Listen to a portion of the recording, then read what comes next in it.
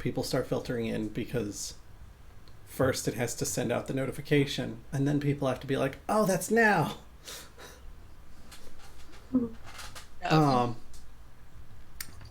Marion, did you happen to come with a book suggestion for near the end? Not this time?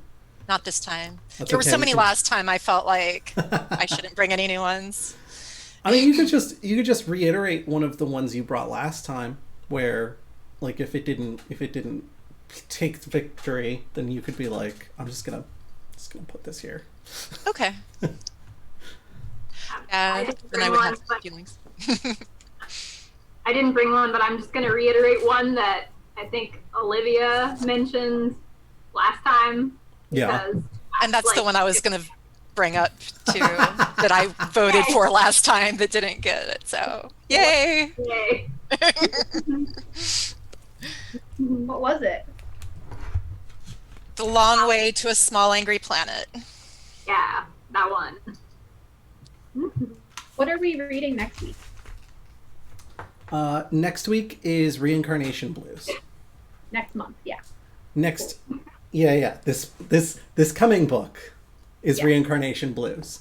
We're also going to do a new thing, because both times that we've run a poll, it's whatever was the like icon that got it. And I'm not entirely convinced that those are fair. People are just hitting like. I think people are just seeing a Goblins and Growlers post and they're like, yeah. So we're going to only do as many as 6 books at a time, so that we can, like, not use the like button.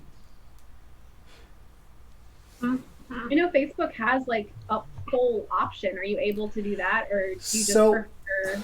Facebook has a couple of, like, poll widget things that you can add to Facebook, and I was looking at them, and they had some very concerning language in their fine print where they were like, yeah, you're cool with us taking and selling all of the data that's accrued from anything that you're doing, and also, like, you're giving us open license to anything that you publish on your page. And I'm like, no, I don't need polls that badly. Yeah, that's weird. I know, I guess I'm just thinking of, like, when you're in, like, a chat and you're like, oh, the group doesn't know where to have dinner, you put in, like, 3 options, but maybe that's different than on pages. That is a thing I think they have built in, but you can only do, I think it's 2 or 3 options. And I was like, that's going to be rough if we have to, like, fist fight as presenters over who's going to get to, like, add a book to the list for. Yeah. That'd be a little tough. I like giving people more options, and the React polls I think will do fine, just as soon as we stop using the like icon. Yeah. Not that people just scroll in and be like, hey, I like Goblins and Growlers stuff.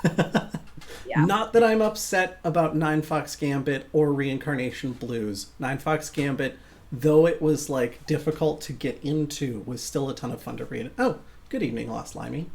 And Reincarnation Blues I'm excited about because Sharon's excited about. So, like, it's hard to go wrong.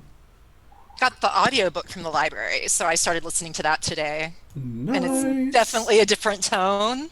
Yeah, it's very different from our other books that we've read, because it's got, like, a little bit of sci-fi in it, but it's not really, like, a specifically sci-fi book. So it's funny. Yeah. I like funny. Nice. I like shaking up the tone. I normally like when I read a really, like, heavy thinking, like, you gotta digest it book, I'll read, like, a period romance, and then I'll be like, heavy sci-fi, what's the meaning of existence? And then I'll be like, cute high school romance. Yeah. Mm-hmm. Yeah. I think it'll be a good tone shift. Yeah. Hopefully everyone will like it. I enjoyed it. So. And I'm looking forward to rereading it too. Yeah, now you have to feel the pressure of hopefully not everyone hating your suggestion. It won't be on the stream when you guys talk about it if you hate it. You're like, hey, sorry. Sharon's just gonna be watching chat to see like what the general consensus is, and if people are like, she's like, oh, I'm horribly ill for book club. Someone will have to fill in for me. I'll just go cry and eat ice cream that night. No, honestly, even for the books that we've had difficulty with, Fox Gambit, I have noticed that chat is inclined at large to be like, you know what, like this is very difficult to read and I'm very frustrated, but I have faith that it's going to get better as we go along. Like, I definitely don't hold it against anybody who liked the book and suggested it. Yeah. Even if I did throw the book against the wall a few times out of hatred of the book itself. I'm really interested to see what people thought of this one, because it's also, I think, kind of a challenging book. Not so much in sort of like that abstract way that Nine Fox Gambit was written, but like the material's really dense. And there is still some of that like fantasy sci-fi, like we're not going to explain all the rules to the magic system and we're going to use terms that we don't explain. And well, and it's not just dense. There's a lot of like, it's kind of dark. Yeah. Like topically speaking, which I think is something good. Like it can't be all sunshine and rainbows all the time, and especially when we're talking about, you know, the treatment of African Americans in societies that are predominantly white. Like, yeah, absolutely. That has to be kind of dark because there's a lot of darkness there.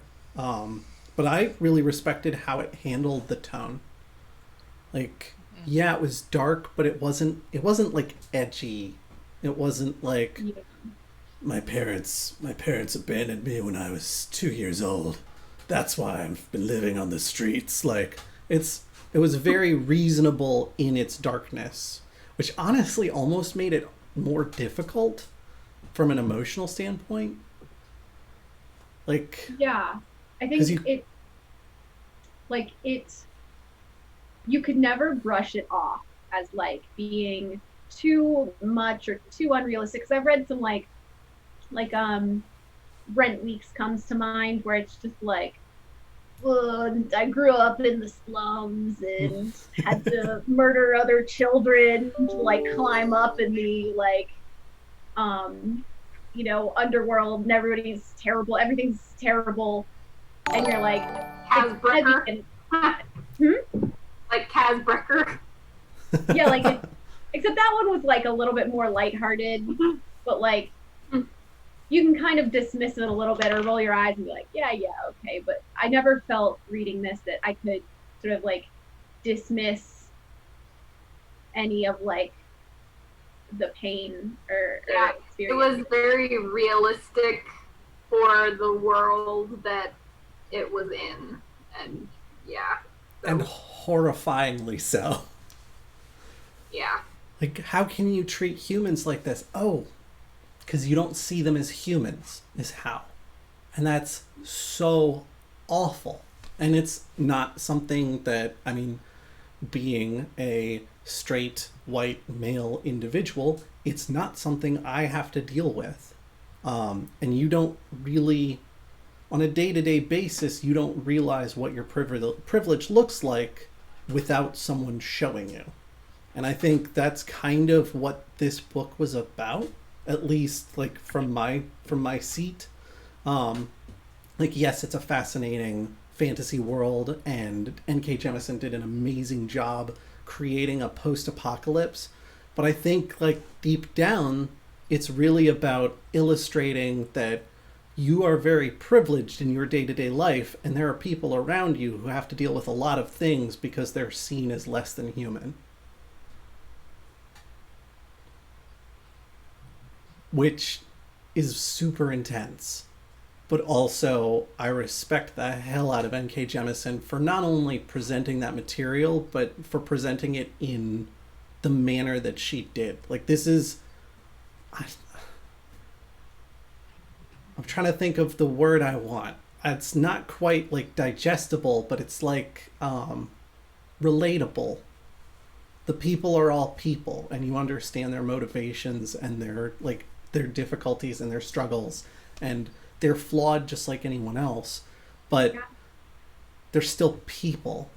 They're just not being treated like it.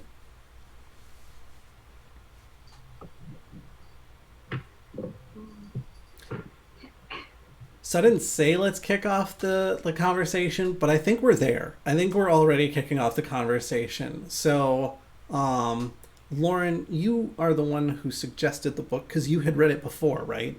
Yeah. So I know you started to do a reread. Did you get all the way through your reread? I did. I finished it yesterday. Oh, fantastic. Oh, yeah, that's right where I finished it as well. So what is your take as someone who is revisiting the book? I loved rereading this.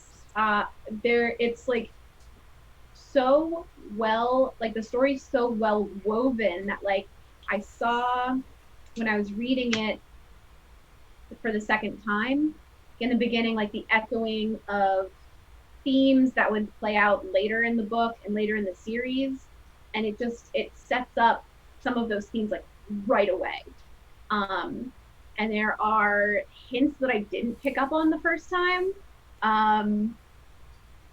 and yeah, it was just it's so well written that a reread was really enjoyable.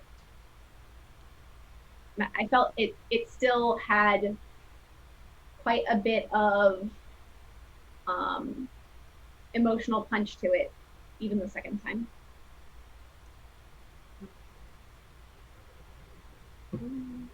Yeah, as far as the book giving you details as kind of foreshadowing for later things, there's a couple of things that I hadn't even caught during, like, because I was trying to go through it fairly quickly because I had been behind.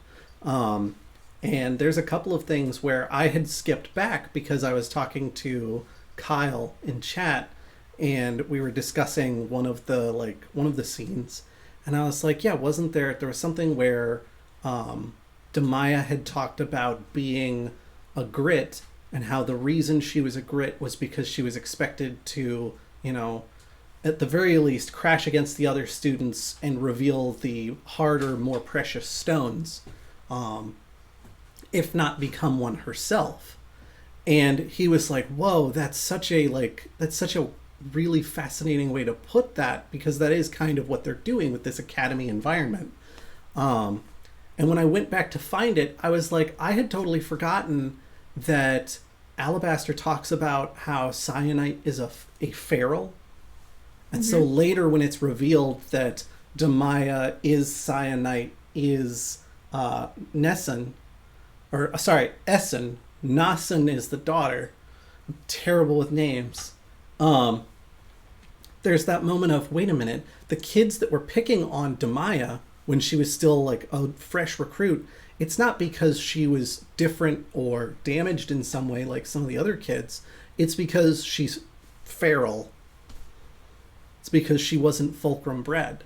And so it ends up being this whole like class and caste system. And that's when she realizes that it's not good enough to be like very diligent and very studious. It takes more than that. Yeah. And I think to what you said about the competitive atmosphere, it sets up anyone who tries to sort of succeed through whatever extra studying or diligence. It just sets them up to be the target for the other students because of like the hyper competitive atmosphere. It's like just really toxic.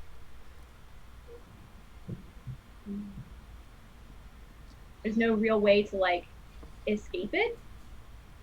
Right. Yeah.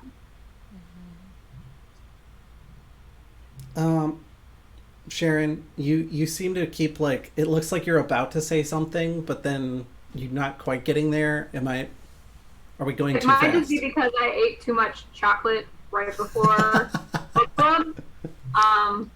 uh, when so this was my first reading of the book, and my sister is also reading it for book club. I don't know if she finished it in time, but she started it before me, and she was having some trouble with some of the terms because it just throws you in. And so she said that she stopped and went and read the appendix first. Oh. So I went ahead and I did that when I started off. So that helped me with the terms, and it didn't really it didn't give anything away. It didn't. It was actually a very nice way to start off the book and let me really get into it from the get-go, because I was already like, ooh, this world sounds crazy. But then I guess I finished it 2 days ago, and so yesterday I went back and kind of reread the beginning, and then I also wanted to look at all of the chapter names, because the chapter names are kind of interesting little breadcrumbs in and of themselves. But yeah, like you were saying, Lauren, some of the stuff from the beginning, they set it up at page 3. It's much of history is unwritten. Remember this. And later, in the book, Binoff is talking about this missing chunk of history that they don't talk about, and what was here. And I was like, oh yeah, we should have remembered that. I wouldn't have remembered that, but yeah. So I didn't get to do a full reread in my one day, but I will probably want to do that and definitely read the next 2 books. Yeah. So one thing that really struck me when I was reading this again, Alabaster says the same thing twice, and then the sentiment's repeated throughout the book. Children are the undoing of us, and he said the exact same quote is in there twice. He says it when he destroys Eumenes. Spelling. I'll accept that pronunciation. Yeah. I can't remember where else he says it, but it's either saying that, but I do not remember that it was twice. I wouldn't be surprised to find that the second time it shows up in the book is when he and Cyan are initially negotiating their cohabitation, to put it nicely. It's right after they discover the node stations. Oh, that's wow. And that theme is repeated over and over with the child they have together, and then again Eason's daughter and son, and it's just the safety and right and protection of children is an ongoing theme in the later books as well. And I think it tied in really strongly to the sort of examples of systematic oppression, and how that's one of the most basic human rights urges, to have children, to protect them, for the world to be safe for them, and just the choice even to have a child is taken away from her and other orogenies. How are we gonna, do we want to decide how to say it, or I always thought it was orogenes. Yeah, that's what I said. Orogenes, okay. Because I was thinking it had to do with genetics. Yeah. Yeah, I was also on the origins side of my head. Yeah.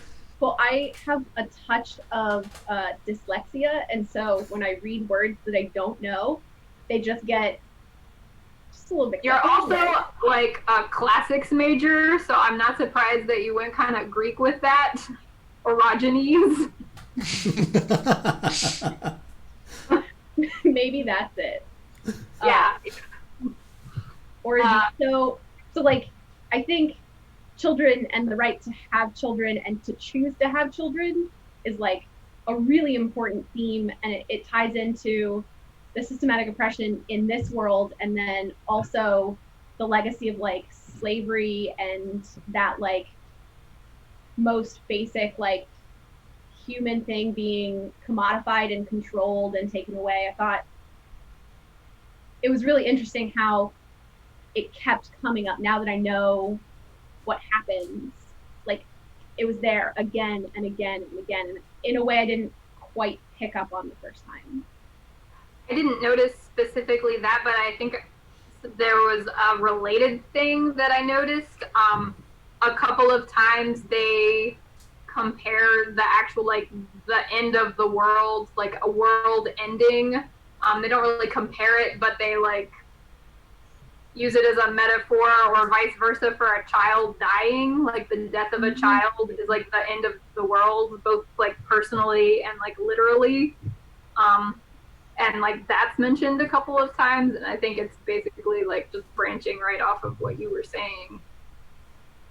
I think the death, like for Alabaster, I think the death of his child was the motivating force for him destroying, like causing the final season. Because when he's on the island, he seems pretty content. He's like, don't go out there. Why can't you just be happy here? We have a family. We're safe. And then when that's kind of, when that like hope is taken away, I think that's like the end of the world for him. And it touches off into, I think the like, do you reform the system or do you burn it all down kind of thing. And that wasn't brought up that much, but I definitely was in my brain, it's like very burn it down. Though they didn't, I think Cenotite?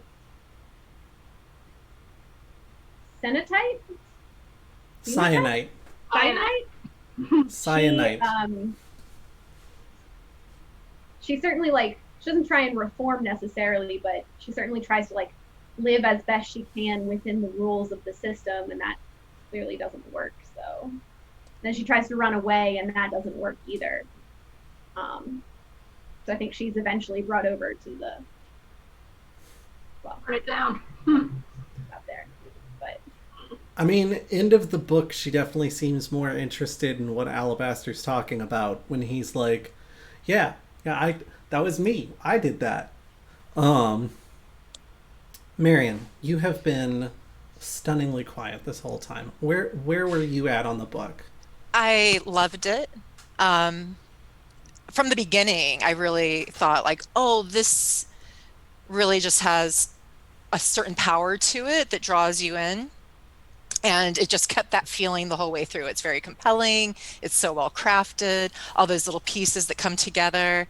That moment where like the blanket was mentioned and that tied back to when she was a child. And it's like, oh, so she's her. Does that mean that the other you is her as well? So it was, but at the same time, those were the things that were background to the story, because the whole story is more about these themes of dehumanizing and who has to kind of be trampled underfoot in order for this world to work.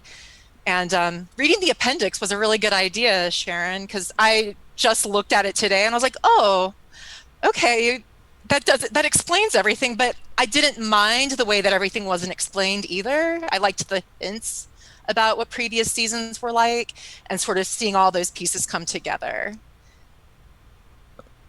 yeah, I really liked the little bits of like stone lore and like history at the end of chapters. It was, I don't know, I just thought it was really fascinating. Yeah, I thought the stone lore was very interesting with its like emphasis on like metaphors and being very kind of like scripture-y and stuff. I liked the stone lore excerpts. There was one that I hadn't caught. It was, again, I was like flipping back to look at something. I was flipping back to see when we first encounter Hoa, to see like, oh, now that I understand who this character is, like what does that opening scene look like now?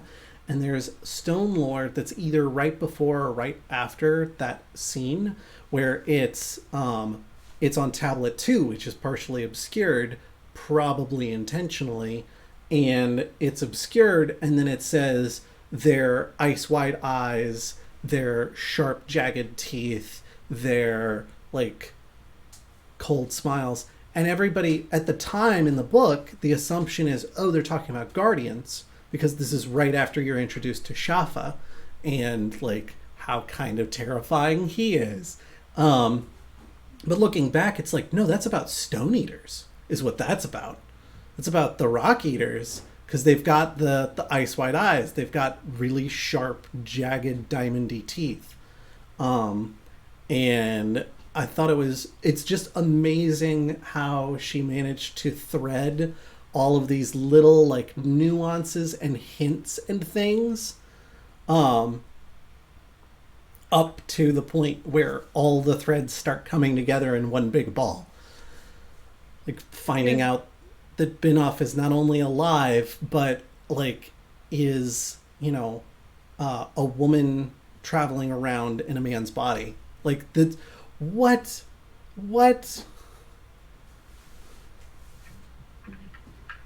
Yeah, and I like that it wasn't coincidence. Like, there was no like, oh, you just ran into each other on the road. I like how that was handled, and I don't know, the Stone Lore pieces. Like, I think it was just like a masterclass in world building. Like this world, like you know it. Like in a lot of fantasy worlds, it's just like, like it's Europe. It doesn't feel like super alien, but this world feels like not just like alien, but like hostile. Like the very like planet feels. It feels in that way. It reminded me a little bit more of the sci-fi, where a planet is described and sometimes given like a personality, and described as like hostile to humans, and you get a better idea of like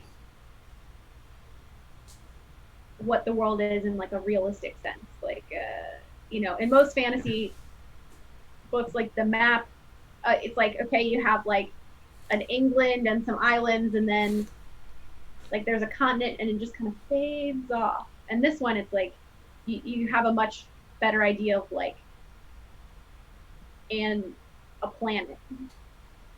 I really I found those interludes very interesting, like especially the first one where it's all like, notice what's missing here, like notice what we're not talking about, and that was very interesting reading like the first time. But then I read that interlude again when I was like flipping back through, and like they don't mention the moon at all. And then later, like, there's something at the end where there's something about the moon or no moon, or like, have you heard of a moon? Like, what is it that happens at the end with the moon? It is the last. It is the last line spoken in the book. Alabaster is like, have you heard of a thing called the moon? And it's like, and then like the scene close, and it's like, what? What? Yeah, that was genius. Did you pick up like, because you hear about the stars through the whole book, and you just think you're getting so much about the sky, but as soon as you realize, oh no, there has been no mention of a moon or moonlight or tides or anything related to moon, it's crazy. Yeah. Did you guys pick up on it before that final chapter? I picked up on it at the point where that interlude talks about, look what we aren't talking about. Like the people, essentially like the people of this world don't know any better, but you should know that there's supposed to be something here that there's not. And I was like, no one's talked about the moon at all. You're a genius, Josh. My brain super didn't go there. Well, part of it for me, I was preoccupied with obelisks. Yeah. part of that for me was thinking about, like, they were constantly talking about how there's tsunamis all the time, and I'm like, how can there be such tidal instability? Like, how can it be that awful? Is it just earthquakes and volcanoes all the time? And if so, what's causing those? And then I'm like, when I saw that interlude, that was when it clicked for me, because I was like, oh my god, someone blew up the moon. And there's a point later in the book where Cyanite is talking about, you know, some of the lore books talk about how Father Earth didn't always used to be so angry. Father Earth, you know, used to nurture the creatures that lived on his face, etc. And then the humans did something, and it's unclear, but they destroyed, like, his daughter or his favorite concubine or his sister, or, like, they're kind of loosey-goosey on what that means. And I was like, humans blew up the moon. You guys. I'm gonna bring it I back. just thought it was fracking. Children are the undoing of us. Yeah. That makes a lot of sense. Like the loss of a child, the earth, the moon, her children, Alabaster, his son. I'm just like the meme from, like, Always Sunny, where he's, like, at the wall with all, like, strings. That's me. I have another theory that I would like us all to get into, but before we do, I have just been letting chat just roll right by, so I want to catch up on that real quick. Glockon points out regarding the use of, like, grits, like, bashing against each other, targeting of nerds to an extreme created by their situation. Because we were talking about how people can't excel without becoming a target themselves. And then he agrees that the phrase "children are the undoing of us" is super brutal in the context of the whole book, which, holy crap, yes it is. And then he also points out that the Guardians are twice their own undoing in that regard. Alia is destroyed because Cyanite tries to defend herself from a Guardian, and Alabaster wrecks everything because they brought the death of his child. If the Guardians had left well enough alone, honestly, the scene where Essen's trying to leave Tiramo, and she ends up destroying Tiramo because they're like, oh, we'll kill you instead. Like, I felt like that was just like, that's the recurring sequence of events is. Also, it's interesting because Guardians are the children of Origins, like the non-orogenic children of Origins. Mm-hmm. Yeah. Let's see. He adds that then to them, to the Guardians, proves how dangerous Origins are. Breckid notes that it's a cycle, hence going back to the theme. Regarding the Ice White Eyes line from Stone Lore, Glockon points out that threw him off because of the description of Shaffa and how heavy it was, talking about his eyes. He adds the obelisks made him think of 2001: A Space Odyssey. And then theorizes that the scene at the end of the book is that Alabaster wants Cyanite or Essen or Demaya or whatever she wants to go by to recreate the moon, which would require ripping out part of the earth like how the moon was first created. Which is an interesting theory. Let's get into that first. Lauren, you've read through more of these books, haven't you? Okay. So you actually have the legit answers to this theory. I'm going to ask you not to share the legit answers, but you can tell us. Only. You can tell us if we're on the right track.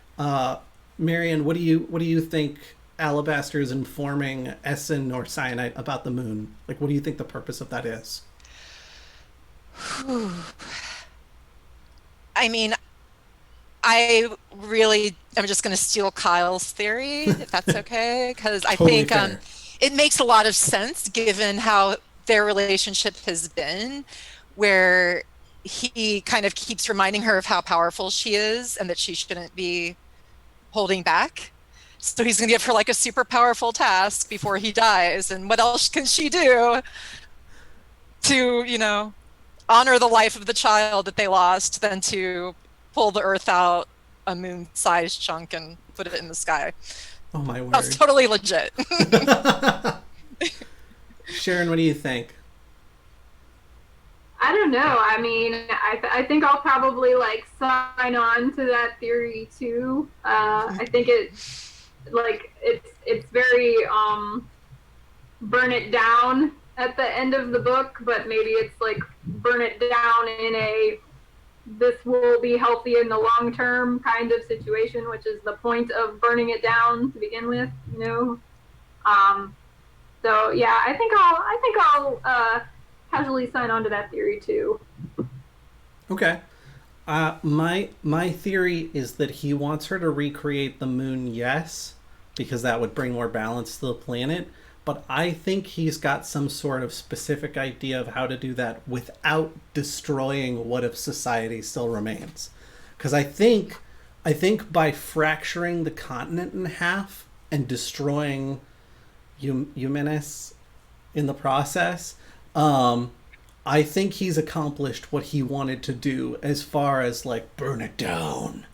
I think he at this point is like, okay, let's rebuild. I do I have wonder a new theory. Yeah. I was wondering if it was going to be something to do with like bringing the obelisks together. That could be. I had, the beginning of Bill and Ted, where like there's like the phone booth is coming down, but it's like a weird obelisk thing, like that.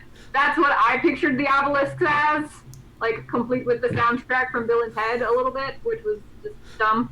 But I definitely want to see what happens with the obelisks, since they're sort of like a source of power for the origins, and like if that kind of like translates to how like the moon affects the tides a little bit, like that might be something, but I don't know. What was the change to your theory, Marianne? It's an insane theory, but my new theory is that it has something to do with the Stone Eaters, and that's why he's introduced the new person, whoever we're calling her, Cyanite, I'll just call her, to them so that she can use them to help, because they eat stone and they can do interesting things with stone. So who knows what else they can do? Yeah. Okay. Yeah, I think that's totally reasonable. Okay. So, let's see. Real quick, Gluckon adds... Oh, wait, no. I need to go even further back than that. Lost Limey says, does Alabaster care enough to want to recall the moon? He seems like he has a death wish for him and every inhabitant of Father Earth. To restore the moon. Apologies. He added a correction later that I did not read. Glacon says, the moon was formed when celestial objects crashed into the Earth in its early formation, which is really cool if you like the science of the early solar system. But then adds, I don't think Alabaster cares if humans survive, but he's like, oh, okay, when the Stone Eater tells them that they'll still be around afterwards. Breckid thinks that Sharon's aiming in the right direction, that it'll be like the obelisks somehow. Which actually is exactly what I wanted to hear all of y'all's theories on next, is Actually, first, Lauren, are any of us on track at all?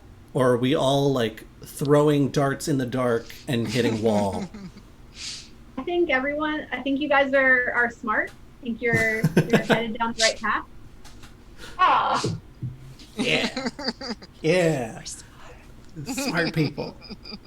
The thing I wanted to hear y'all's theories about, chat included, the socket that is underneath Humanus in the fulcrum. Binuff says very late in the book that the socket is where they are created, and Cyanite takes that to mean the obelisks because, well, it's obelisk shaped. I have a theory, and I'd be interested to hear y'all's theories as well, that that's not just where the obelisk is born, that's where something like Origines are turned into stone eaters. Interesting. I definitely have this image in my mind, like of the inside of a battery where you have the little copper bits poking out, only reverse of the obelisk. But if you start bringing, I could almost see it being too like those bits are kind of matrix-like. And didn't he say Hoa? He said they're good for storing data or something like that, or they store information. He said that crystals were an exceptionally good way to store information, yeah. That's it. So yeah, I think that there probably is something about information being stored in the obelisk, and that's probably, I could see that really working well with human forms. I mean, obviously not because of what happens to Alabaster, but as far as like if you're going to make a hybrid human/information carrier of stones, that having some sort of power source would probably be the likely place for that. So I think that's a strong theory. Yeah. Where are you at on the obelisks in the socket, Sharon? I don't know. I don't know that I have a very fully formed theory on that. I definitely just kind of assumed like, okay, that's where the obelisks were either built or like how they were shaped or powered, and then launched maybe. But I could totally see it being, you know, something else just as like another layer of like, and also these other things were created there. Like that makes sense to me. So I could see that being a thing.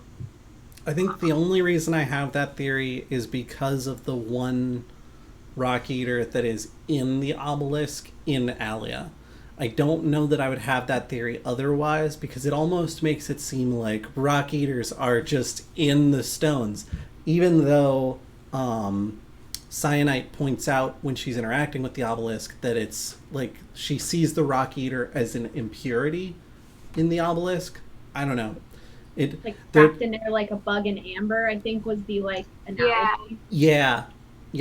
I don't know that she uses that analogy, but that's very apt, I think.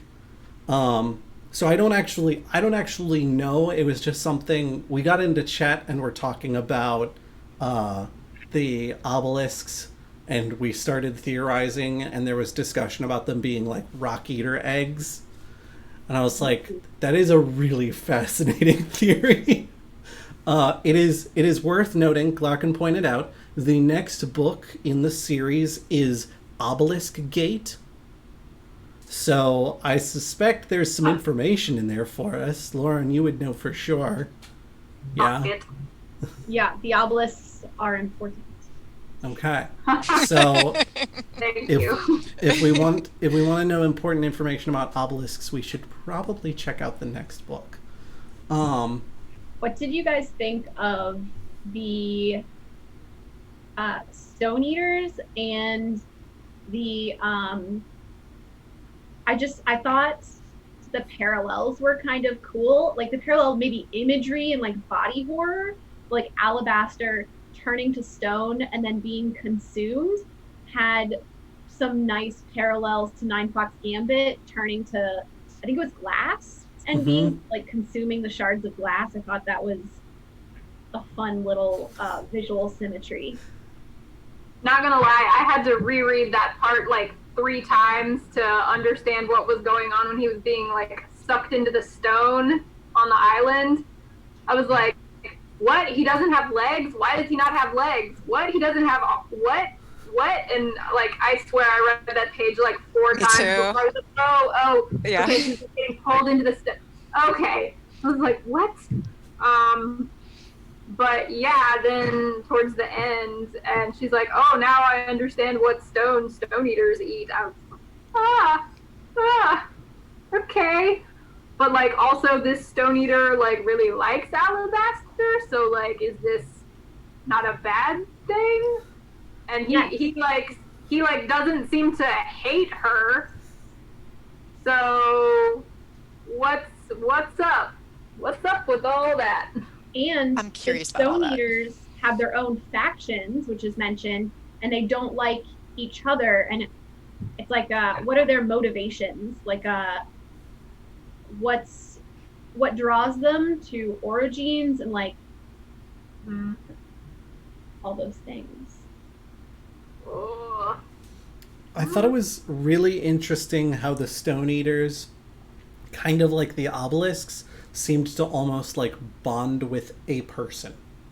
Mm-hmm. So like Antimony has Alabaster, Hoa has Cyanite. Like they're not like, oh yeah, we like humans at large. They're like, we like this human. This one specifically. And it almost makes you wonder if the whole goal is for them to just like follow them around and keep them company until they can turn them into stone like Alabaster and then nom nom. Which is horrifying. Oh no. Their names are already stone names, so you know, like Stone Eaters, they eat Origins. Oh no. Origins are named after stones. All coming together.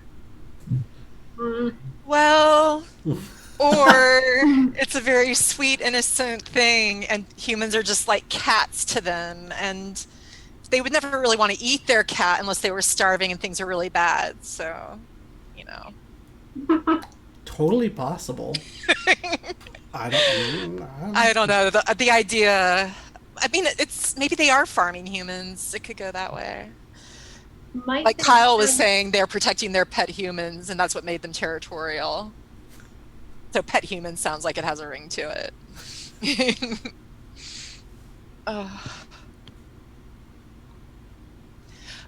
But I do have a question. So Alabaster gets sucked completely into the stone. Mm-hmm. Like his head's not above ground. Correct. So somehow he's able to be kept alive in the stone and partially human for decades. A decade? Well, where does he go? That's how he and Cyanite escape Alia after the obelisk crashes into the harbor. Is Antimony grabs both they of them. They move faster underground. That's right. I forgot about that. Walking, what was it that Cyanite says? It's like a Stone Eater could get from the top of this staircase to the bottom by moving through stone in an instant, but to walk down them would take them days. Yeah. Yeah, my brain hadn't made that connection. Thank you. Creepy, but thank you. Yeah, I like how creepy they were. Like, it was like sort of the uncanny valley description where they're like human, but very distinctly not human. And that like closeness was unsettling. Yup. In my mind, I know this isn't accurate, but they reminded me a little bit of the angels from Doctor Who. Like yes, absolutely thought of that. Weeping angels. Like Weeping Angels. Yeah. Yeah. Weeping angels, yeah. Don't blink.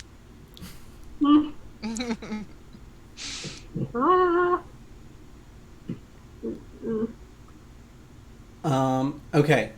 Oh, I credited Kyle with saying that the next book was Obelisk Gate, but it was actually Brecked that did that. Let's see. Glaucon also says Stone Eaters are really territorial. Couldn't figure out if it's because they're protecting their pet humans or they just are that way. And then adds on Rockbiter from Neverending Story. Much. But Hoa is weird because he can take steps, which I think is actually a really good point. Like, Hoa has those red crystals that allow him to maintain a human form, except for his teeth, and he also still doesn't need to breathe.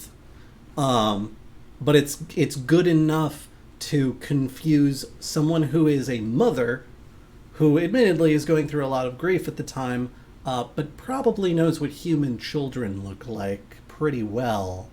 And is able to convince her for basically their whole trip to Castrema that he's a little boy with weird powers, and then a little boy with weird powers and sharp diamond teeth, and then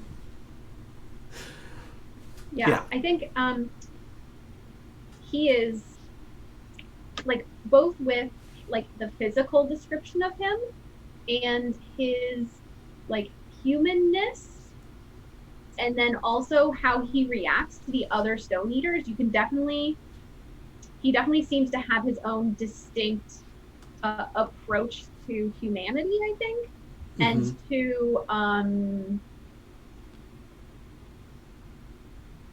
like maybe his own motivations. I know like the factions within the Guardians and within the Stone Eaters is specifically called out in the book in the same way that, like, hey, there was a moon, you know, wink wink, this is like a thing you should pay attention to. And I think it's very like, I think we're meant to pay attention to those differences.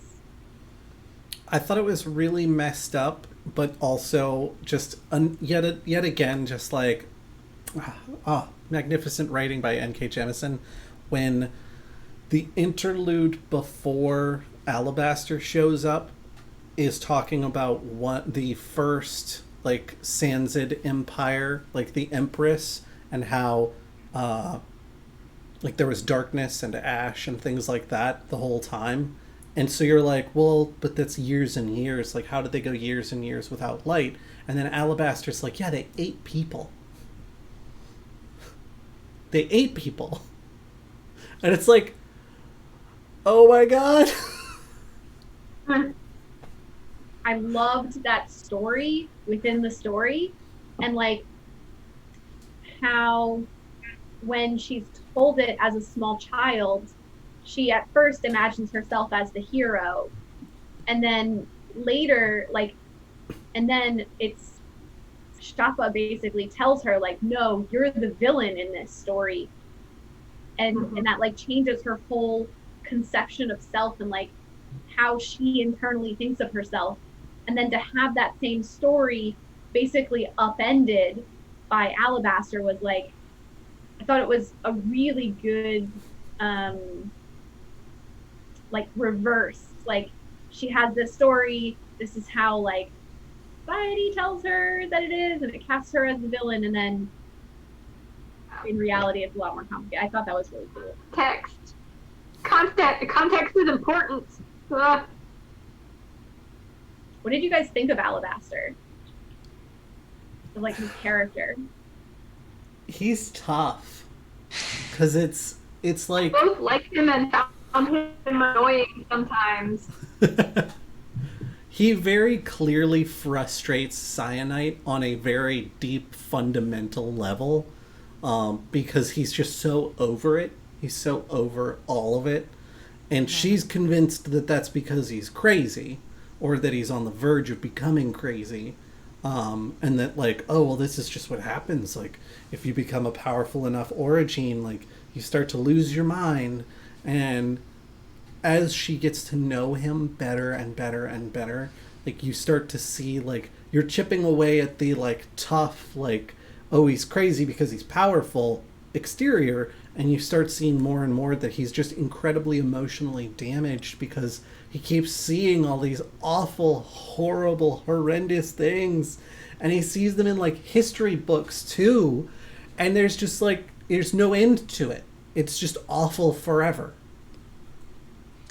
Yeah, since we've already had one Doctor Who reference, my very first impression of him, like before we even really know why she's there and what's about to happen, like, I was like, he gives off this kind of Doctor Who vibe from like number 10 after Rose is gone, and like how like miserable he was and still sort of like had that kind of manic energy. And I was just like, you know, this is a wise person who's seen things and isn't really great at processing things emotionally. So when we started seeing the things that he had dealt with, I wasn't super surprised by that, because it was kind of the read I had gotten off of the way she had written the character. I think that's a really interesting comparison, because he's like, he's so hurt and damaged and like over it, like the Doctor, but at the same time he still like exhausts himself, like quelling all the minor shakes as like this like small token that he definitely doesn't need to do at all, like just to give like some small measure of relief to the node maintainers, just and like, so it's like he's jaded and like over it, and then at the same time like really earnestly trying to like do what he can. I mean, him quelling those minor shakes is a little bit less selfish when you realize that he doesn't know where all of his children went. That he's got, he does a count, I think, before Cyanite, and he's like, I have, I think, 11 children, and I only know where a few of them are. And so he's aware that they've been sent to maintain nodes, but he doesn't know what nodes they've been sent to maintain. And so it's almost like, it's probably a little bit selfish of him to be like, I'm looking out for my progeny, basically, by quelling these minor shakes. Yeah, I think he's also just like really disgusted with the whole system. Yeah, I think that's fair. It brought to mind, I don't know if we talked about this in some like ethics classes that I've taken, but I don't know if you've heard of the Ursula K. Le Guin story. I looked it up before this. The one who walks away from Omelas, but it's basically it's a sci-fi. I have heard of this. Story.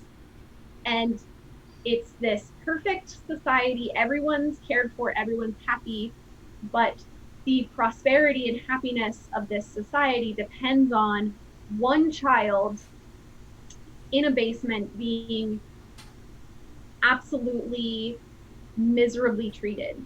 And so the whole, and like, I cannot believe that it's a coincidence that, because I know, I mean, outside knowledge, I know N.K. Jemisin has written a whole series of sci-fi short stories, How Long Till Black Future Month, about like in response to a lot of these like classic sci-fi short stories. But anyway, and the question posed to the reader is this just? All of this whole society is happy and prosperous because this one child is miserable. And the same thing is set up. Okay, so these like what, 30 children are absolutely horribly miserably treated, but thousands and thousands of people, generations have survived based on the miserable treatment of these, couple dozen children. Is that just? And I think it's like a very clear question that both is posed by the book and like also by like society. I don't know if you've heard of that parable before, but I think N.K. Jemisin's response is, I won't flick off the camera, no. My fault. I thought it was a really interesting parallel. Anyway. And that's sort of tied to one of the things that I wanted to talk about a little bit was their time living on the island. And there's some interesting like parallels to here. There are a couple of interesting little parallels to like indigenous cultures and like like with taking origin kids and putting them into the fulcrum and like having the guardians. It's very missionaries, the indigenous youth being kidnapped and put into like mission schools, that kind of thing. But then the island, which is older and more stable than a lot of the continents, because they are more accepting of origins, and like because their culture is more accepting, like their whole living situation is more stable, is interesting, and it doesn't require, you know, child torture. Yeah, that whole section was really interesting as like a, I think, an example of what could be possible. I thought it was kind of fascinating how Cyanite, throughout staying there, is really compelled by the peace and the prosperity of the people who live there, but also recognizes that without the training she received, she wouldn't be half as capable in Origin as she is. Like, Inan has to take action on a couple of different occasions to perform orogenic tasks, and there's one where Cyanite has just sealed up the volcano, and now there's like tidal waves forming around them because she hasn't been careful enough.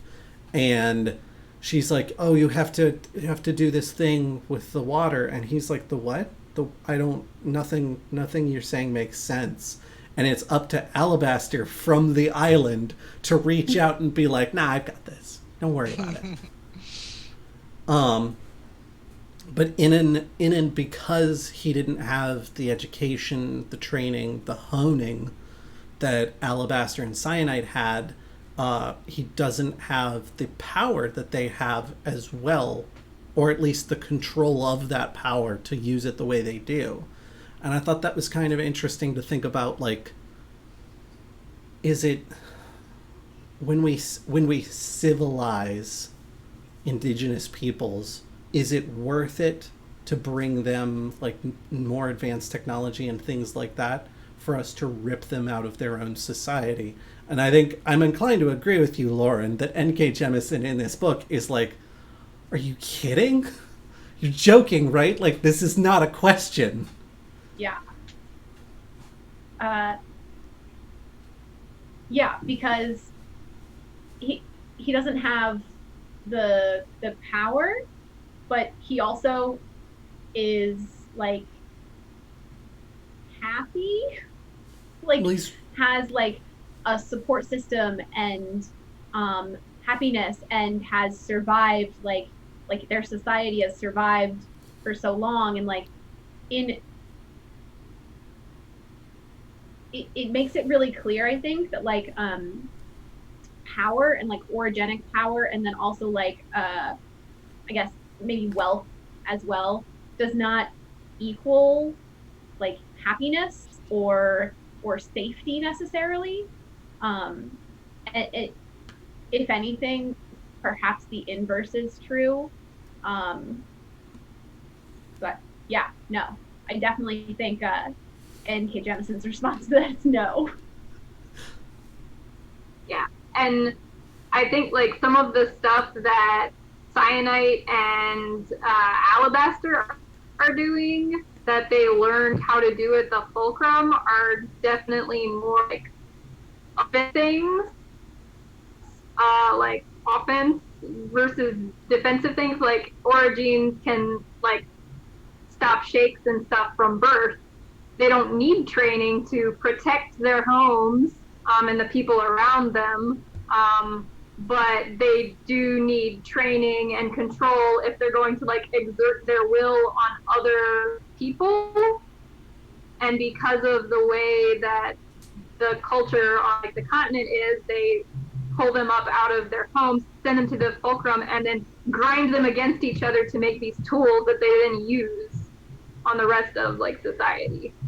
So yep.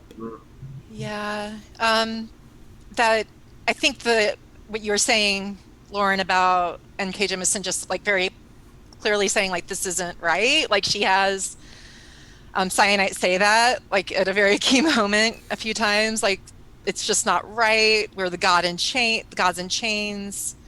What this guardian is doing, what all guardians do, is not right. And I think that kind of is like a statement about what everything is happening here. That kind of the theme through the book is just this anger about what's happening, the more that she learns about what's happening. And there's another part earlier in the book where she wonders who the Guardians answer to. And I'm still sort of puzzling over that myself. Like, we see that one scene where the Guardians kind of have to answer to each other if they go completely batshit crazy. But is that really an accountability system? I don't know. The Guardians are...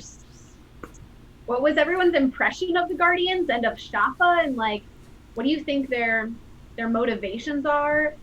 In the book, it's, like, very unclear on who controls them, on what their like true objectives are outside of just controlling Origins. So right. What's everybody's take on the Guardians? I thought they were very creepy. Shafa is like so spooky. I loved it. He's a wonderful villain. I mean, I definitely felt like she played off of some of the in any other book, if somebody's like a guardian figure to a young woman, I didn't know how old she was at this point, but she was obviously, looking back, very young. But I was like, well, obviously this isn't going to happen in this book pretty early on just because of how creepy it was. But in a lot of books, that would have been like the mentor who becomes the love interest later on. But it was so completely disturbing and so abusive from very early on, even when he was still on the surface sweet. Just the weird little things he'd do or say, even before he got full out, breaking hands. It was really super creepy. But I also felt it a little bit from her perspective of I have somebody who accepts me for who I am and seems to love me for what I am, until she realizes that he also will destroy her in a heartbeat for being who she is. It's so complicated. But he's her only source of unconditional love, and that comes up later too. Yeah, when he kills the other guardian for her. Yeah. I think it's another commentary on like parent-child relationships, right? Like, this is the one person that's going to protect me, to love me, and they might hurt me as well. They might be my biggest threat in this world, but like, they're also the only person that loves and accepts me, and that like tension between those two. And I think like the term guardian is like on purpose. And the like love and acceptance completely hinges on whether the like child figure is willing to let the guardian determine their actions and like control them, or like control their level of control. Yeah. I love Shafa as a character. He comes up later a lot, and so good, so creepy and unsettling and empathetic and like very interesting. He gave me like a lot of the Guardians gave me creepy missionary vibes. Like, that's like, I was thinking like creepy clergy, like, I'm here for you, I'm here to help you, to guide you, to help you learn, to be kind of parental and love you, but also I'm so creepy and it's all about me controlling what you do in the world. And so like, that's kind of how my read of the Guardians went for most of the book, once that kind of pattern played out. In a similar fashion to your missionary read of the Guardians, I had kind of a Carrie's mother sort of vibe to it, where it's like, oh, of course I love you, of course I care for you, as long as you maintain this very strict, narrow set of stuff, because otherwise I'm going to have to break you again. I don't want to have to break you again. That's like, Shafa in particular is very potent and horrifying, because it's like there's an almost like pedophilic vibe from him off of the initial Demaya scene, where he's like caressing her hair and holding her close and talking about like, shh, child, shh, I'm gonna break your hand now. Like, it's, no, thank you. Like, I'm excited to see more of Shafa in other books just because, like, he gives me the jeebies, and sometimes you want a character that's going to give you the jeebies. But Lord... Serious jeebies. Potent jeebies. Smiling? Yeah, all of the Guardians are smiley. Ugh. Yeah. Mm-hmm. Yeah. Lauren, you're smiling.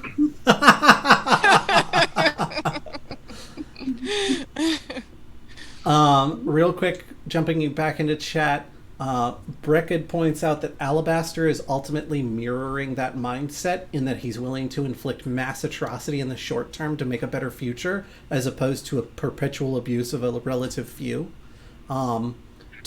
It clarifies, to be clear, I don't think Jemisin is presenting Alabaster's version of utopia justifies the means as inherently good, just an awful solution, but one caused by the awful situation. Yeah. And I think that's totally accurate. I don't think even this could be counted as Alabaster's utopia. I think this is more like Alabaster deciding ultimately something that he's been feeling for a long time, which is the system's broken, it's not fixable, and there's only one way to handle that then. Yeah. I would definitely agree. And like, I don't think N.K. Jemisin shies away from showing how terrible the season is for basically all of humanity that's left. I think there's definitely like a price that's been paid for this action, for sure.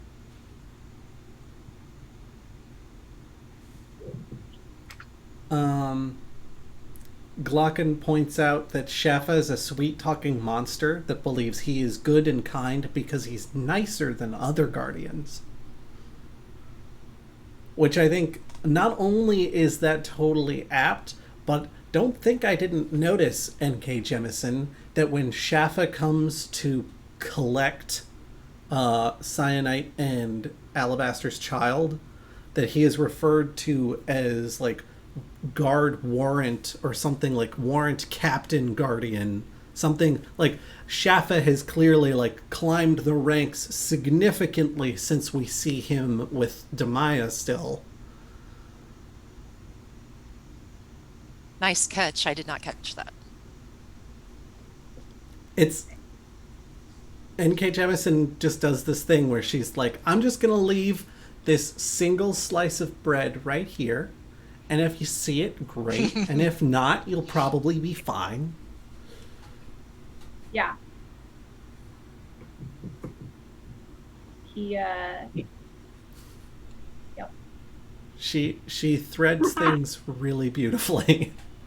I definitely would be interested in reading more books like the 5th season, probably even continuing the series.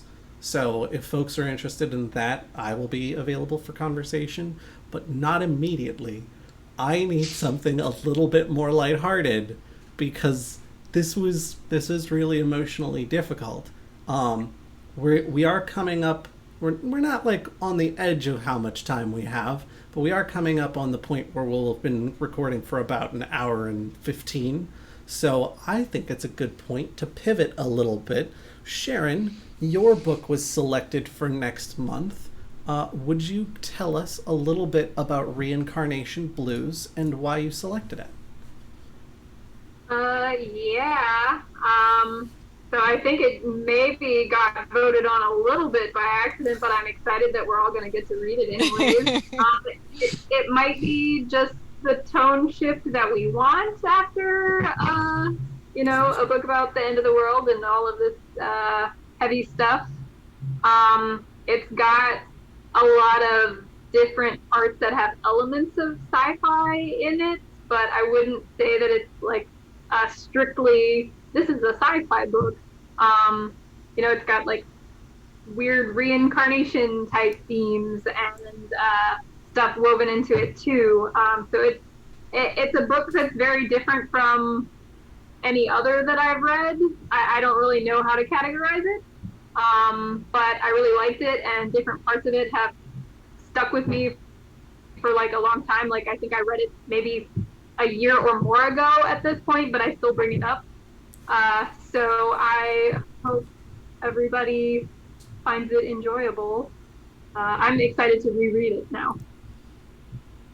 Well, those of us who pre-ordered through Alpha, I know your copies are already at Alpha. I think they came in like sometime early last week. So go forth, pick them up whenever you have the opportunity. Now, for one of my favorite parts of book club, let's talk about what we want September's book to be. Or not September. Yeah, September. Yeah. September. The book we switch over to on the next book club meeting. Oh, okay. I will start because I'm going to go back to a universe that I suggested before, the Discworld, because I think that would also be kind of light and fluffy. But I'm going to suggest, instead of Guards this time, I'm going to suggest The Night's Watch, which is, I think, the first book that has Captain Vimes in it, because Captain Vimes has a lot to say on police brutality and how police officers should be behaving. And that is like a common theme in all of the Night's Watch books. Anytime you get Captain Vimes up in the mix, they're like, policemen aren't supposed to be like that. Don't be like that. So that is my suggestion. For anybody who wasn't on the call fairly early, we're going to be limiting the suggestions to a total of 6 because we may have encountered a flaw in the system where when people are scrolling through and looking at Facebook posts, they're like, yeah. And then that looks like a vote when we have 7 books.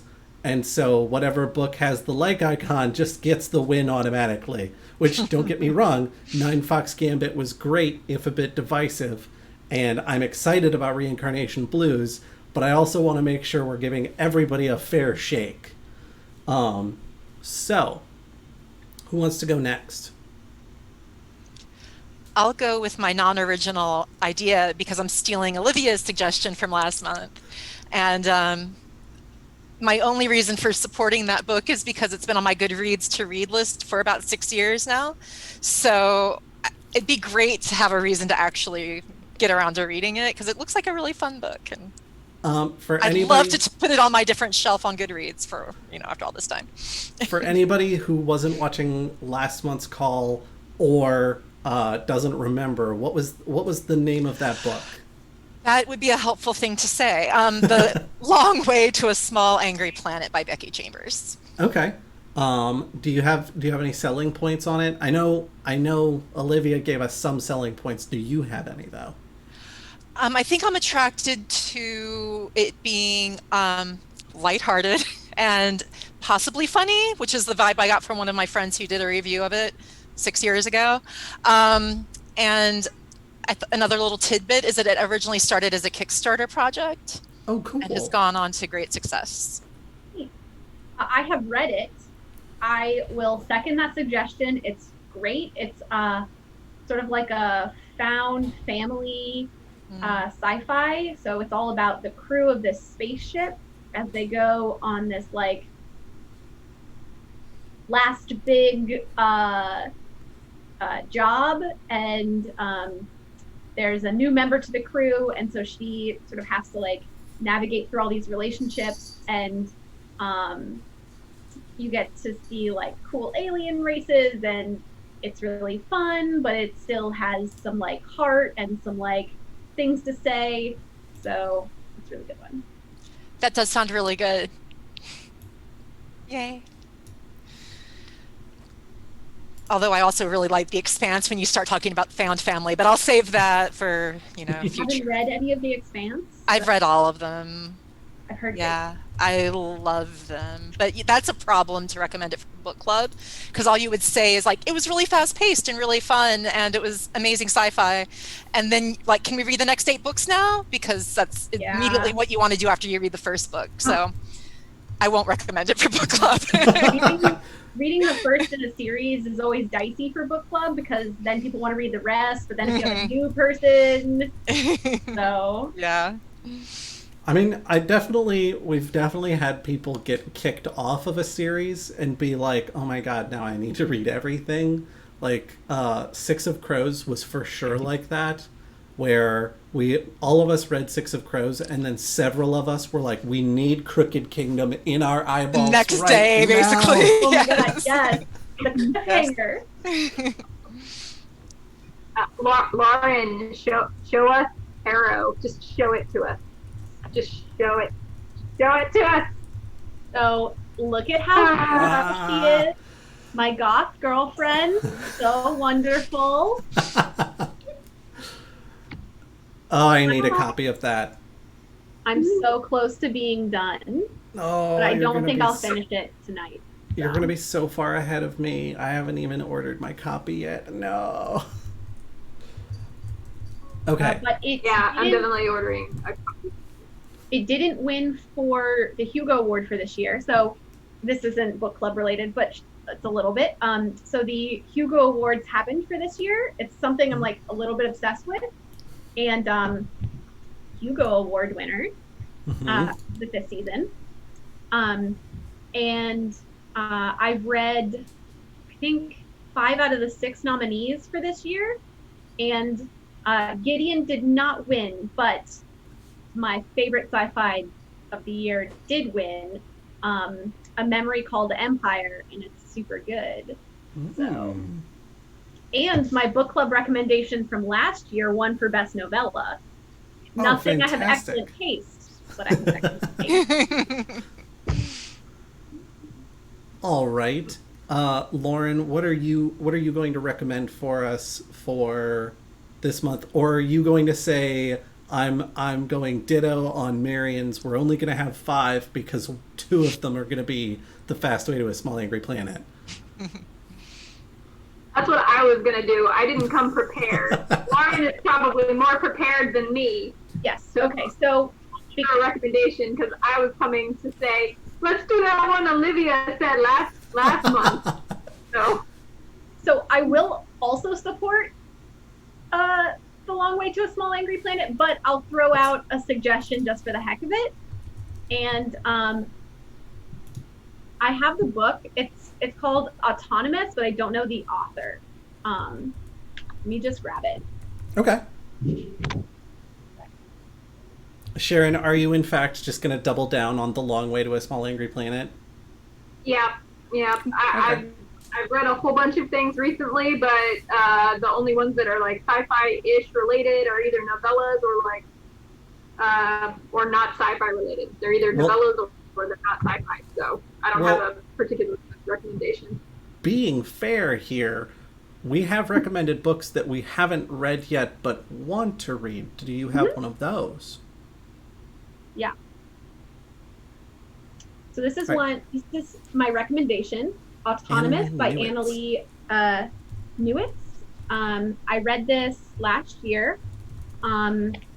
It's got a couple of my favorite things. So AI character perspectives. So one of the perspectives is an AI, my absolute favorite.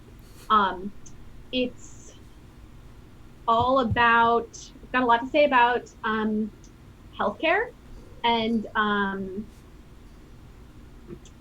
health care access and like autonomy. It's a I don't want to say dystopian because it's not that far from reality, but semi-dystopian sci-fi book. It's got anti-patent scientists, like drug pirates who like reverse engineer like drugs and then give them out for free, and cops are like hunting them down. It's fun. That's amazing. All right.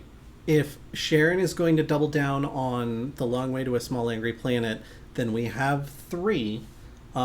Chat, if you all want to jump in and add 2 more before we call it a night, I'm going to touch on the last couple of things that chat has said. Brickid commented that as he's playing through The Witcher 3 at the moment, the Guardians do kind of remind him a bit of Mage Hunter type groups in other settings, but we get a more in-depth look at them here, which I think is a really apt comparison, because the Guardians are kind of that, like, we are the spell breakers, so to speak, of this world. Breckett then adds, with an abusive family vibe kind of mixed in there. And then Glockon, regarding Alabaster's choice, says that, yeah, it's monstrous too. He also chose the capital, probably partly for revenge, but also partly to upend civilization so that a new order can emerge. Yeah, for sure. Which I think is all, like, right on point. Definitely. I don't think any of that was accidental. No, I think you're absolutely correct. Not a single piece of it was accidental. It seems to me like N.K. Jemisin knew very much what she wanted to write when she sat down to write this book, because the whole thing is so well threaded together that it doesn't seem like, you can sometimes tell when you're reading a book, you're like, oh, that's the twist? How would I have known that was the twist? And you kind of get that impression that the author didn't know that was the twist until they got there. I've only read one other thing by her, and it was 100,000 Kingdoms, and I liked it, but I also had this reaction to it. It was like, I didn't love the style. Everything was like written like it was super serious and dark and heavy, and the action didn't really support it. And then, like, the story was okay, but I didn't really want to read more of it. And I was like, everybody was still talking about her all the time in my circles. And I was like, I just don't get it. And then I'm reading this book. I'm just like, oh yeah, she's amazing. This book, the opposite. Like, the weight of it is amazing. It's so good. Yeah. I read this series, and then I was like, I must have more of her writing. And I read 100,000 Kingdoms, and I was like, I feel very validated. Thank you. She has a new book out. Oh yeah.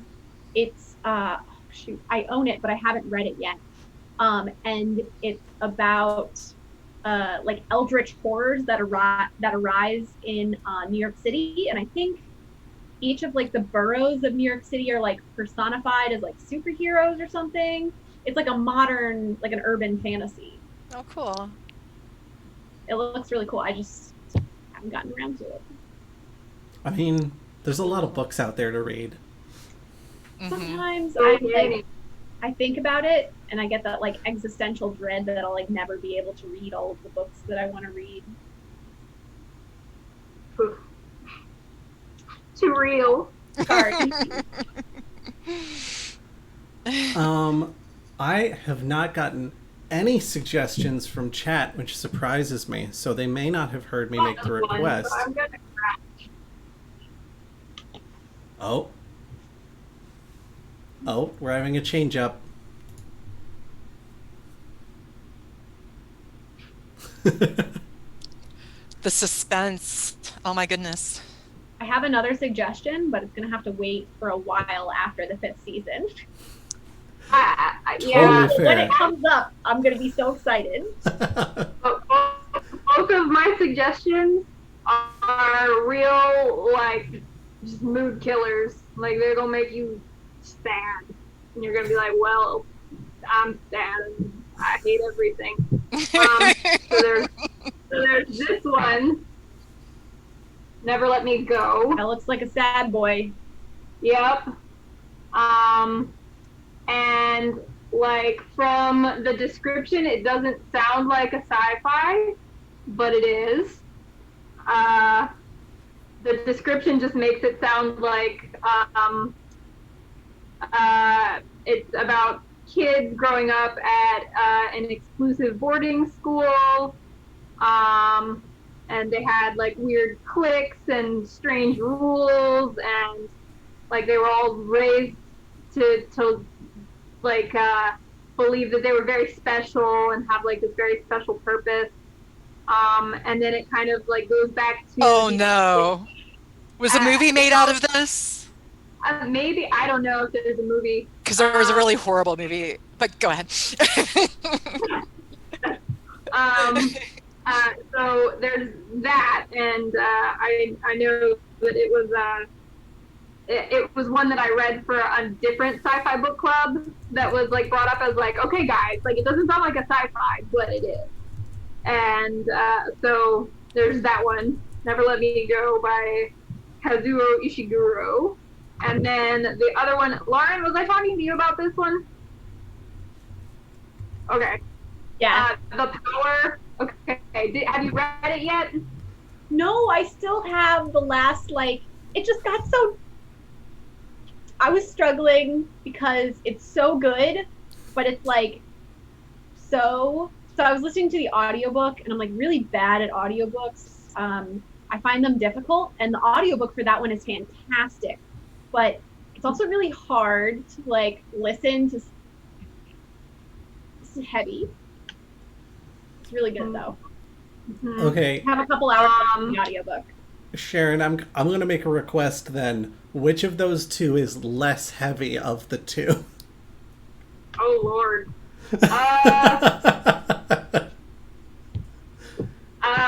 I cannot answer that. Are they? They they're are about both equivalent. Equally brutal. They are equally brutal. I can't imagine a world in which the Power is the less brutal one. Oh, you should read this one. That will give it a run for its money. I believe you. One of my friends gave a short review, if you want me to share it. It's a 5-star review. And he said, slow out of the gates, a facile doesn't seem like the right word, science fictional premise, but then, oh yeah, that's what he meant. But then an engaging and quiet narration of childhood, innocence, sex, mortality, character, a short novel, brilliant and heartbreaking. For which one is that? Never Let Me Go. And he's a fantasy writer, if that helps, you know. Sometimes I agree with them. A tour de force of knotted tension and buried anguish. Oh my gosh. All these adjectives worry me, you guys. Oh, it's like man. the reviews for 9 Fox Gambit that were like compelling. If you get more like oof with your anguish, then I'd say go with the Power, because you know it's got some very like parts to it, whereas this one is just kind of like, oh no. Whereas this one, you're kind of like, oh. So, yeah.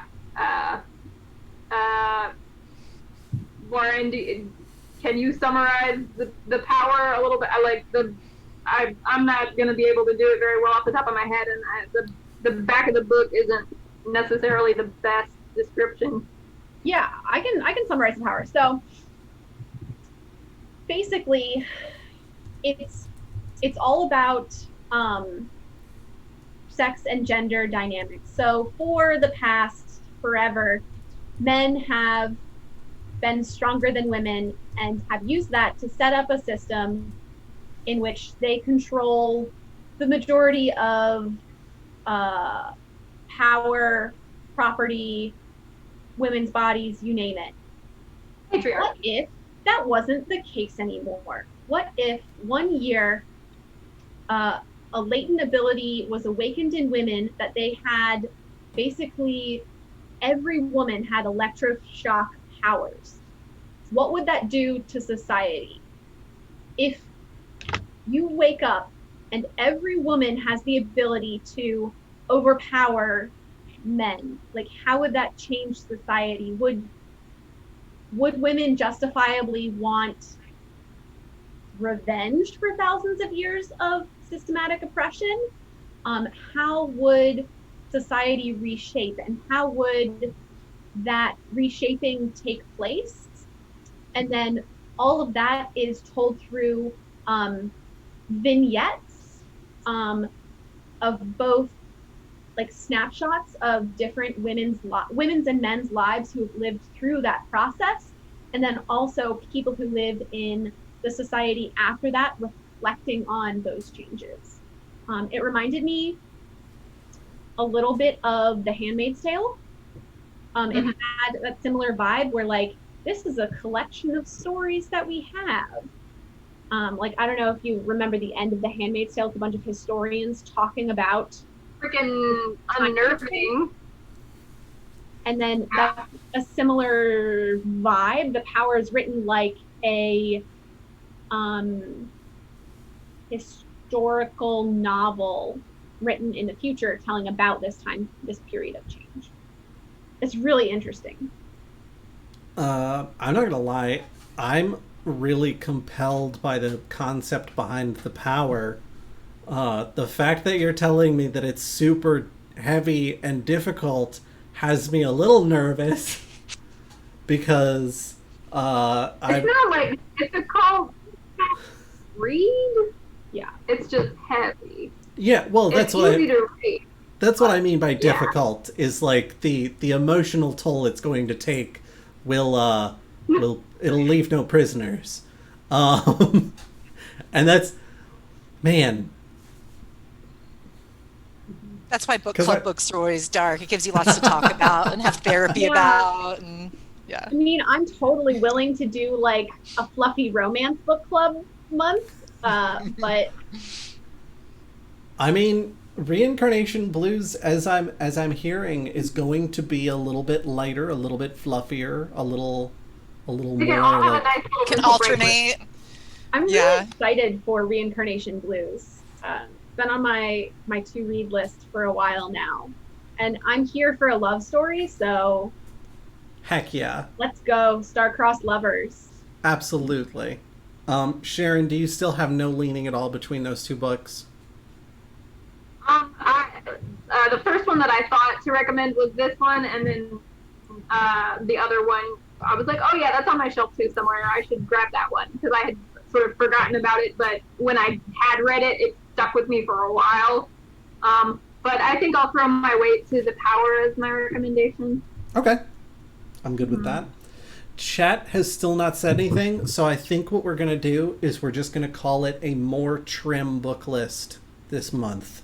And if chat wants to hit me up in Discord and be like, wait, I thought of a book, I will accept the first two book suggestions from our loving audience.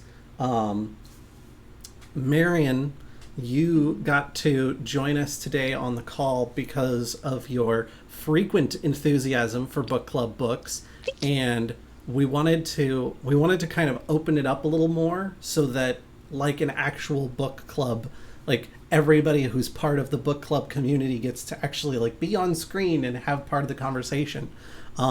So if you are feeling envious of Marion right now because she's so awesome, you should be, because she's so awesome. But also, you could be on the next book club stream if you are also enthusiastic and polite. Let's say polite. That's a low bar, but you guys can do it. Super fun. Thank you so much for having me. It's great. You are very welcome. I'll come back anytime nobody wants to do it. Except, I'd come back anytime. I'll kick other people in the knees so I can do it again. Yes. Take down the competition if you must. So I'm going to go ahead. Let's go ahead and wrap this up. Marion, is there anything that you would like to plug for us today? Sure. So, speaking of fantasy romance, I actually have a book on Amazon, which is under a pen name because I only published it because I was able to convince myself nobody I knew would ever read it. But then over the last year or two, I started like looking at it again and kind of shifting things around and editing it better and letting people I know read it, and they seem to like it. So it's called With Death in Autumn. It's by Sonia Bassetti, and it's only $2.99. So, if you're looking for something that wrestles with mortality and death, but it's actually kind of lighthearted about it. And romance. It's a contemporary romantic fantasy. So that, and I'm also writing on Medium as my real name, and I put out a few nonfiction things. And I'm doing like a memoir about my beginner journey in figure skating. Awesome. Cool. So, if you mind, you can always message me personally, but if you want to like put it in like the book club chat, like your Sure. book, that's really cool. Okay, I will. Thanks. Yeah, put both in the book club chat. That'd be great. Sharon, Awesome, what do you. you want to plug? Book club. Woo! I mean, I'll let you take it away for Goblins and Growlers, Josh.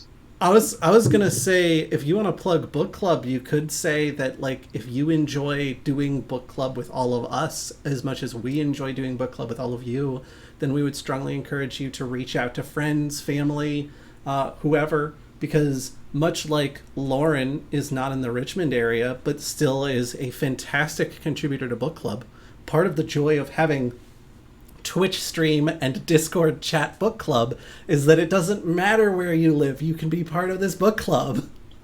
You just have to be interested in like sci-fi, fantasy, that sort of stuff. So I'd say get out there and spread the good word, and hopefully we'll have even more people excitedly talking about everything with us. Lauren, what do you want to plug? I guess my Instagram.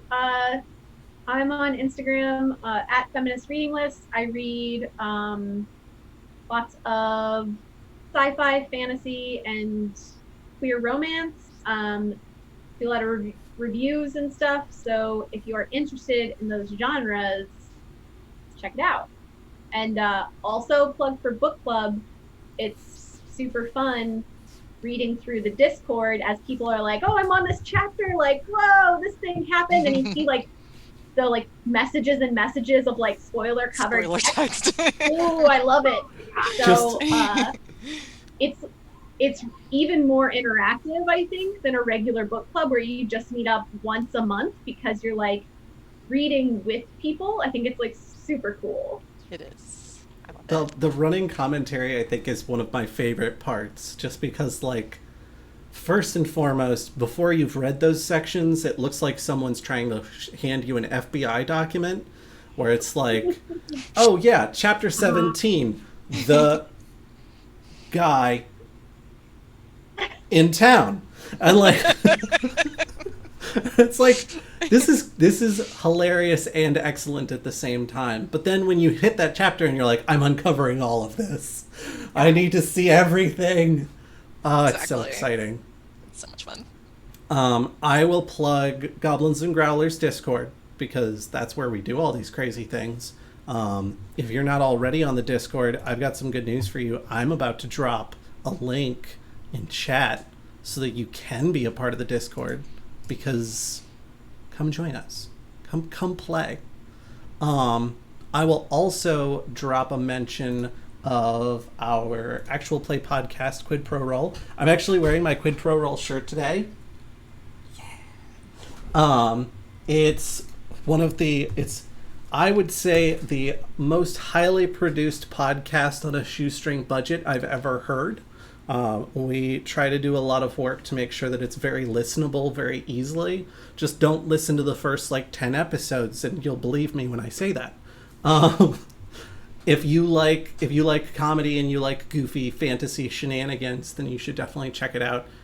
We're actually coming up pretty soon here on, I think, our 65th episode, which is crazy. So start in the like, we've got a recap around 30. Start there and go forward. And if you really like what you heard, then go back. That's the way to do it. But the podcast is called Quid Pro Roll. You can find it on just about any podcasting service, except for ones that we would have had to pay to be on, because how would we do that? We have a shoestring budget. I think that covers it for me. Does anybody else have any final thoughts or anything they want to talk about before we close it out? Well, you can also find the Discord link, Quid Pro Roll links and all of our past book club videos on the Goblins and Growlers website. That's so yeah. All those things are there. That's where to Lauren's Instagram, and we'll put a link to Marion's book. Yeah. You can have all of that. That's where wrap up from book club. Sharon, I'm sorry. I sometimes forget that you have made the website something to be proud of. And so I don't think to mention it because I keep forgetting it's beautiful now. Like, so, yes. I'll post that. I'll post that in chat too. Try to stop me. Goblinsandgrowlers.com. It's nice and easy to remember. Go there. There's links for all kinds of things. We'll have a blog post featuring guest star Marion, all about the book that you've written and your. Tell how great I am at promotion. I'm over here like, no, that's okay. we'll say that it's a blog post, and we'll just copy whatever text you put with that stuff out of Discord. That's okay. Don't worry if you don't feel like promoting yourself. We are more than happy to promote you for you. You're well worth it. All right. Oh, you're the best. Thanks again for having me. This was awesome. Thank you so much for joining us. Lauren, thank you for being a constant source of inspiration for book club. I strongly doubt that there are any really sweet The Fifth Season memes, but that's not going to stop me from looking. I found some fan art, but there's not nearly as much as there was for Six of Crows. There's so much Six of Crows, and you gotta. It's the YA books. They have the emo memes. Like, yeah. Are you saying that if we want memes, we need books that are targeted towards audiences that create the most memes? Is that what you're saying? All right. Thank you all, everyone, so much for joining us. We're going to call it a night. We will see all of you in the Discord chat. Take care. Bye.